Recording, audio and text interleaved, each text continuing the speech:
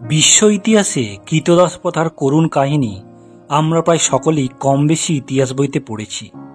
আজ এমনই একজন কৃতদাসের কথা আলোচনা করব, যার কাহিনী শুনলে আপনারা হয়তো আঁতকে উঠবেন, যাকে দিয়ে মূলত তার ইচ্ছের বিরুদ্ধে জোরপূর্বক একাধিক নারীর সঙ্গে শারীরিক সম্পর্ক স্থাপনে বাধ্য করা হতো এবং যার ফলে জন্ম নিয়েছিল প্রায় 200-র অধিক সন্তানের।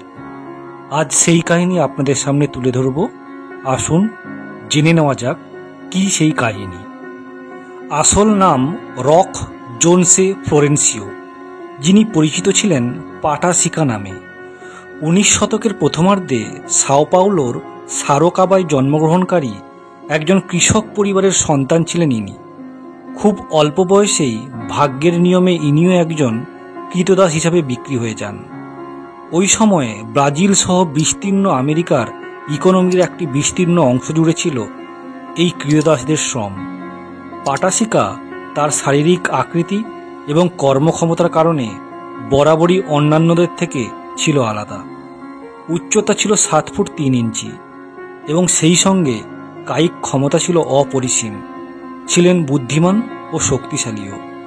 যেহেতু ওই সময় ব্রাজিলের অর্থনীতির একটি বড় অংশ জুড়ে ছিল এই কৃতদাসদের শ্রম, সেই কারণে এনারই মতো শক্তিশালী এবং কায়িক পরিশ্রমকারী দাসদের তৈরি করার জন্য জোরপূর্বক বিভিন্ন নারীদের সঙ্গে এনার শারীরিক সম্পর্ক করানো হতো, যাতে শক্তিশালী সন্তান উৎপন্ন করা যায় এবং তাদেরকে কৃতদাস হিসাবে পুনরায় বিক্রি করে মুনাফা অর্জন করা যায়।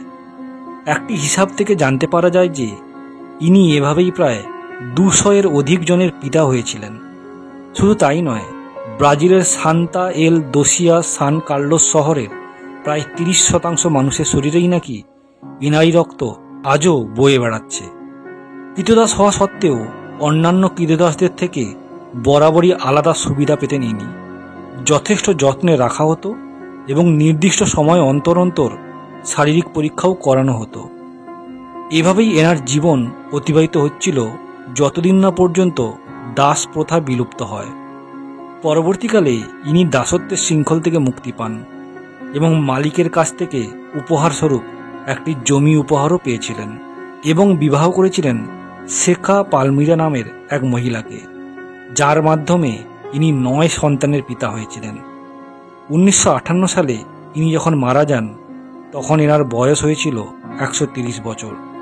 প্রত্যক্ষ করেছিলেন 2টি বিশ্বযুদ্ধ এবং বহু ঐতিহাসিক ঘটনা।